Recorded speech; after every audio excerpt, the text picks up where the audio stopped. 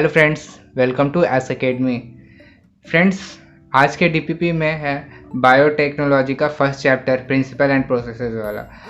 तो friends, video start करने से पहले सबसे पहले मैं आपको बता देता हूँ कि मैंने आपको बोला था कि मॉर्निंग में जो मैं डीपीपी देता हूँ उसको आप सॉल्व करके मुझे मार्क्स बताना। उसका क्या प्रोसेस था कि आप पहले डीपीपी सॉल्व करोगे और एक सही का +4 और एक नेगेटिव का -1, ये टोटल ऐड और करके आप हमें अपना मार्क्स कमेंट में बताओगे इस वीडियो में चेक करके।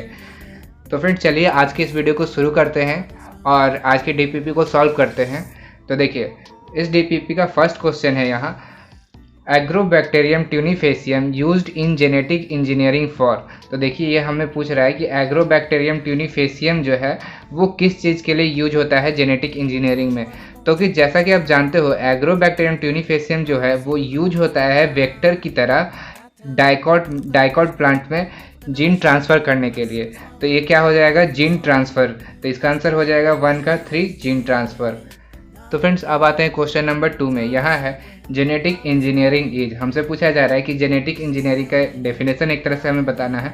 तो देखिए, फर्स्ट ऑप्शन क्या है, study of extra nuclear gene, नहीं, manipulation of genes by artificial method, यही है हमारा सही मेथड। जेनेटिक इंजीनियरिंग में क्या होता है कि हम लोग डिफरेंट जेनेटिक मटेरियल को लेते हैं, जीन्स को लेते हैं और उसको मैनिपुलेट करके हम लोग अपने बेनिफिट के लिए उसको यूज करते हैं। तो देखिए, जेनेटिक इंजीनियरिंग क्या हो गया, genetic engineering is manipulation of genes by artificial method. तो सेकंड का आंसर क्या हो जाएगा, 2। तो फ्रेंड्स, अब आते हैं क्वेश्चन नंबर 3 में। यहाँ है पॉलीमरेज चेन रिएक्शन टेक्नोलॉजी यानी कि PCR technique is used for. तो जैसा कि आप जानते हो, पीसीआर टेक्निक का मेन काम क्या होता है कि जीन को एम्पलीफाई करने का। तो इसका आंसर क्या हो जाएगा, डीएनए एम्पलीफिकेशन। तो 3 का आंसर हो जाएगा 3, डीएनए एम्पलीफिकेशन। अब हम आते हैं क्वेश्चन नंबर 4 में। यहाँ है which structure involve in genetic engineering. हमसे पूछा जा रहा है कि कौन सा स्ट्रक्चर जेनेटिक इंजीनियरिंग में इन्वॉल्व होता है। तो जेनेटिक इंजीनियरिंग में जो है मेनली जो हमारा ज़्यादातर यूज होता है वो होता है प्लाज्मिड का। और प्लाज्मिड क्या होता है, प्लाज्मिक एक एक्स्ट्रा सर्कुलर क्रोमोजोमल डीएनए होता है। तो देखिए, यहाँ ऑप्शन क्या है, plastid, codon, plasmid and none. तो देखिए, इसका आंसर क्या हो जाएगा, प्लाज्मिड, यानी 4 का आंसर हो जाएगा 2। अब आते हैं हम लोग क्वेश्चन नंबर 5 में। यहाँ है manipulation of DNA in genetic engineering became possible due to the discovery of. मतलब हमसे पूछा जा रहा है कि जो manipulation of DNA in genetic, जो मैनिपुलेशन हम लोग करते हैं जेनेटिक इंजीनियरिंग में, वो पॉसिबल किस चीज़ के डिस्कवरी से हुआ। वो होता है रिस्ट्रिक्शन एंडोन्यूक्लियोइड के, क्योंकि ये जो स्टेटमेंट है एग्जैक्ट एनसीईआरटी का लाइन है और वहाँ दिया हुआ है कि जो manipulation of DNA in genetic engineering जो हुआ वो पॉसिबल हुआ after the discovery of restriction endonuclease. तो 5 का आंसर हो जाएगा 1। तो फ्रेंड्स, अब आते हैं क्वेश्चन नंबर 6 में। यहाँ है which of the following has found extensive use in genetic engineering work in plants. मतलब हमसे पूछा जा रहा है प्लांट्स में। तो जैसा कि मैंने आपको फर्स्ट क्वेश्चन में ही बताया था कि एग्रोबैक्टीरियम ट्यूनिफेसियम जो होता है वो यूज होता है डाइकॉट प्लांट में जीन ट्रांसफ़र के लिए। तो इसका आंसर क्या हो जाएगा, एग्रोबैक्टीरियम ट्यूनिफेसियम। तो इसका आंसर 6 का आंसर हो गया 2। तो फ्रेंड्स, अब आते हैं क्वेश्चन नंबर 7 में। यहाँ है रिस्ट्रिक्शन इंजाइम्स। मतलब हमसे पूछा जा रहा है कि रिस्ट्रिक्शन इंजाइम का मेनली हमसे डेफिनेशन पूछा जा रहा है। तो रिस्ट्रिक्शन इंजाइम क्या होता है, रिस्ट्रिक्शन इंजाइम जो होता है एक इंडोन्यूक्लियेज इंजाइम है जो कि कट करता है डीएनए को उसके कहीं भी एक स्पेसिफिक साइट से, जो कि अंडर मतलब डीएनए के कहीं भी अंदर से, मतलब एक एक्सोन्यूक्लियेज होता है, एक इंडोन्यूक्लियेज होता है। एक्सोन्यूक्लियेज जो होता है वो साइड से कट करता है एंड इंडोन्यूक्लियेज जो होता है कहीं भी बीच से कट करता है। तो इसका आंसर क्या हो जाएगा, restriction enzymes are endonucleases which cleavage the DNA at specific site. तो ये आंसर हो गया हमारा 7 का फर्स्ट।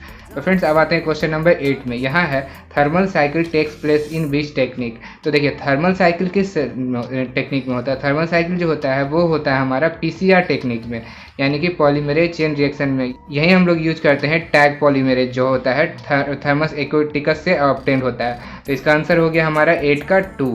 तो 8 का आंसर हो गया 2। तो फ्रेंड्स, अब आते हैं क्वेश्चन नंबर 9 में। यहाँ है PCR technique is used in. मतलब हमसे पूछा जा रहा है कि जो पीसीआर टेक्निक जो है, पीसीआर पॉलीमरेज चेन रिएक्शन जो है वो किस चीज़ में यूज होता है। तो देखिए, पीसीआर में मेनली क्या होता है, पीसीआर में जो होता है वो डीएनए एम्पलीफिकेशन का काम किया जाता है। इसमें एक किसी भी स्मॉल अमाउंट ऑफ डीएनए को लेते हैं और उसको एम्पलीफाई के बहुत अमाउंट में डीएनए इसको एम्पलीफाई करते हैं और क्योंकि ताकि इन्वेस्टिगेशन में आसानी हो सके, तो इसीलिए हम इसको जो है यूज करते हैं फॉरेंसिक इन्वेस्टिगेशन में। तो इसका आंसर 9 का क्या हो जाएगा, 9 का आंसर हो जाएगा 3 फॉरेंसिक इन्वेस्टिगेशन। तो फ्रेंड्स अब आते हैं हम लोग क्वेश्चन नंबर 10 में। तो देखिए यहाँ पे 10 क्या है, 10 है बैक्स एंड येक्स आर। तो ये है बैक्टीरियल एसोसिएटेड वेक्टर जो होता है वो। तो इसका क्या काम होता है, देखिए ये दोनों जो है यूज होता है वेक्टर की तरह, यानी कि वेक्टर की तरह यूज किया जाता है बैक्स एंड याक्स। तो देखिए यूज क्या है, इसका आंसर क्या हो जाएगा, useful vectors for eukaryotic gene transfer. ये वेक्टर की तरह यूज होता है। और भी देखिए एक फर्स्ट में क्या है, natural DNA obtain from bacteria and east. नहीं, ये नेचुरल डीएनए नहीं होता, ये वेक्टर की तरह यूज होता है, तो ये ऑप्शन तो नहीं होगा। अब देखिए यहाँ पे 3 में artificial DNA obtain from bacteria and east, ये बिल्कुल सही है, क्योंकि यही तभी तो हम इसको ट्रांसफ़र करते हैं। आर्टिफिशियल डीएनए तो बना के, हम नेचुरल तो होता नहीं है, इसको हम लोग मॉडिफाई करके और वेक्टर की तरह यूज करते हैं। तो इसका आंसर क्या हो जाएगा, सेकेंड एंड थर्ड दोनों, यानी कि इसका आंसर हो जाएगा सेकेंड एंड थर्ड बोथ, यानी कि फोर्थ आंसर हो जाएगा। तो फ्रेंड्स अब आते हैं क्वेश्चन नंबर 11 में। यहाँ है रिस्ट्रिक्शन एंजाइम्स आर। तो हमसे पूछा गया है कि रिस्ट्रिक्शन एंजाइम्स क्या होता है। तो देखिए not always required in genetic engineering, नहीं ये बिल्कुल गलत है। बिना रिस्ट्रिक्शन एंजाइम के जेनेटिक इंजीनियरिंग हो ही नहीं सकता है, तो ये तो गलत हो गया। Essential tool in genetic engineering एकदम सही है, तो ये आंसर ये हो जाएगा। अब देखिए थर्ड ऑप्शन है nucleases that cleavage DNA at a specific site, ये भी सही है। तो इसका आंसर क्या हो जाएगा, 2 एंड थर्ड बोथ, यानी कि 11th का आंसर हो जाएगा 4। तो फ्रेंड्स अब आते हैं क्वेश्चन नंबर 12 में। यहाँ है function of restriction endonuclease enzyme is. मतलब हमसे पूछा गया है कि रिस्ट्रिक्शन इंडोन्यूक्लियेज का क्या फंक्शन है। तो देखिए रिस्ट्रिक्शन इंडोन्यूक्लियेज का फंक्शन क्या है वो हमें बताना है। तो देखिए सबसे पहले यूजफुल इन जेनेटिक इंजीनियरिंग, ये तो फंक्शन है ही। Protects the bacteria DNA from its foreign DNA, नहीं। देखिए रिस्ट्रिक्शन इंडोन्यूक्लियेज क्या है, वो बैक्टीरिया से जो है वो हम लोग इसको ऑब्टेन करते हैं। बैक्टीरिया से ऑब्टेन क्यों करते हैं, बैक्टीरिया में इसका क्या काम है, बैक्टीरिया में इसका काम है कि फॉरेन डीएनए जो आता है, फॉरेन मटेरियल जो आता है उससे खुद को बचाना। तो देखिए यहाँ क्या आ गया, protects the bacterial DNA against foreign DNA, तो ये भी आंसर होगा। तो देखिए आंसर तो ये दोनों हो सकता है, बट रिस्ट्रिक्शन एंजाइम जो है उसका मेन काम क्या होता है, हम लोग तो इसको ऑब्टेन करके जेनेटिक इंजीनियरिंग में यूज कर लेते हैं, बट मेन काम तो इसका बैक्टीरिया में ही है ना, बैक्टीरिया को प्रोटेक्ट करता है। तो इसका आंसर क्या हो जाएगा, 12 का second, protect the bacteria DNA against the foreign DNA. तो 12 का आंसर हो गया सेकंड। तो फ्रेंड्स अब आते हैं क्वेश्चन नंबर 13 में। यहाँ है इलेक्ट्रोफोरेशन प्रोसीड्यूर इन्वॉल्व्स। मतलब हमसे पूछा जा रहा है कि इलेक्ट्रोफोरेशन जो प्रोसीड्यूर है वो किस चीज़ में यूज होता है, उसमें क्या इन्वॉल्व होता है। देखिए इलेक्ट्रोफोरेशन क्या होता है ना, कि इसमें होता है कि हम लोग सेल मेम्ब्रेन में एक स्मॉल पोर क्रिएट करते हैं ताकि हम लोग ईजिली जीन ट्रांसफ़र कर सकें। तो देखिए इसमें क्या हो जाएगा, fast passage for food through ship force, नहीं तो ये तो गलत है बिल्कुल, कि ये फूड ट्रांसफर के लिए होता ही नहीं है, तो पहला ऑप्शन तो नहीं होगा। ओपनिंग ऑफ अ स्टोमाटा पोर, ये भी नहीं होगा, तो यानी कि सेकंड आंसर भी नहीं होगा। Making transient pores in the cell membrane to introduce the gene constructs, ये एकदम सही है। और प्योरीफिकेशन ऑफ सेलाइन वाटर, ये भी नहीं है, तो इसका 13 का आंसर क्या हो जाएगा, 3। तो अब आते हैं क्वेश्चन नंबर 14 में। यहाँ है अ ग्रुप्स, देखिए ये क्वेश्चन आपको मैं जो डीपीपी में दिया था, यहाँ प्रिंटिंग मिस्टेक था, यहाँ पे ए के बाद ये जो है कुछ मिसिंग हो गया था, तो यहाँ से आप देख लेना और उसमें ऐड कर लेना। यहाँ पे है a bacterium modifies by adding methyl groups to the DNA it does so to. मतलब हमसे पूछा जा रहा है कि एक बैक्टीरिया जो है मिथाइल ग्रुप ऐड करता है डीएनए में, क्यों। तो ये करता है इसलिए ताकि अपना एंजाइम, जो बैक्टीरिया में रिस्ट्रिक्शन इंडोन्यूक्लियस जो होता है ना, तो वो क्या करता है, वो फॉरेन डीएनए से जो आता है, फॉरेन डीएनए उस पर जो अटैक करता है उससे खुद को बचाता है। तो ऐसा भी तो हो सकता है कि रिस्ट्रिक्शन इंडोन्यूक्लियस खुद के डीएनए पे काम करने लगे और खुद का डीएनए कट कर दे। तो इस चीज़ को बचाने के लिए क्या करता है बैक्टीरिया कि अपने डीएनए पे मिथाइल ग्रुप ऐड कर लेता है और उसको खुद मॉडिफाई कर लेता है। तो इसका आंसर क्या हो जाएगा, protect the DNA from its own restriction enzyme, यानी कि 14 का आंसर हो गया 4th। तो फ्रेंड्स अब आते हैं क्वेश्चन नंबर 15 में। यहाँ है the restriction enzyme EcoR1 has the property of. मतलब हमसे पूछा जा रहा है कि EcoR1 जो है उसका क्या प्रॉपर्टी है। तो देखिए EcoR1 क्या है, एक रिस्ट्रिक्शन इंडोन्यूक्लियेज है जो कि एस्चेरिचिया कोलाई से ऑब्टेन होता है। तो इसका आंसर क्या हो जाएगा, 15 का फर्स्ट इंडोन्यूक्लियेज एक्टिविटी, 15 का आंसर हो गया 1।